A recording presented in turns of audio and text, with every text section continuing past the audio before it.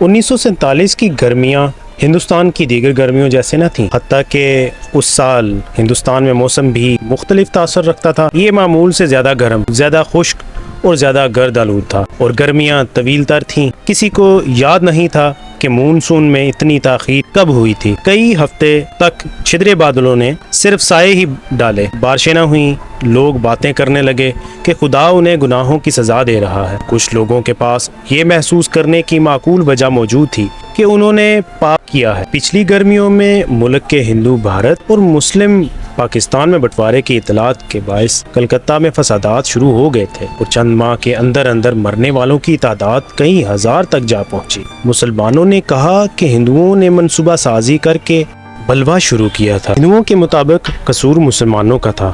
حقیقت یہ ہے کہ دونوں فریقین نے قتل و غارت کی، دونوں فریقین نے گولی چلائی، بھالے اور لاٹھیاں چلائیں، دونوں نے تشدد کیا، دونوں نے عزتیں لوٹیں۔ کلکتہ سے فسادات شمال اور مشرق اور مغرب کی طرف پھیلے۔ مشرقی بنگال میں نوآکلی تک، جہاں مسلمانوں نے ہندوؤں کو قتل کیا، بہار تک جہاں ہندوؤں نے مسلمانوں کو قتل کیا۔ ملا صندوقوں میں انسانی کھوپڑیاں لیے پنجاب اور سرحدی صوبے میں گھومے، جنہیں بہار میں مارے جانے والے مسلمانوں کی بتایا گیا۔ صدیوں سے شمال مغربی سرحد پر آباد لاکھوں ہندو اور سکھوں نے اپنے گھر بار چھوڑے اور تحفظ کی خاطر مشرق میں اکثریتی سکھ و ہندو آبادیوں کی طرف بھاگے۔ انہوں نے پیدل، بیل گاڑیوں میں لدی پھندی لاریوں میں، ٹرینوں کی اطراف اور چھتوں سے چمٹ کر سفر کیا۔ راستے میں چوراہوں، ریلوے اسٹیشنوں پر ان کا تصادم تحفظ کی خاطر مغرب کو بھاگتے ہوئے مسلمانوں کی مصیبت زدہ قافلوں سے ہوا۔ یہ سب کچھ جاننے کے لیے ٹرین ٹو پاکستان کتاب خریدیے۔ کتاب حاصل کرنے کے لیے آپ munawwarbookstore.com وزٹ کیجیے اور ہمارا YouTube چینل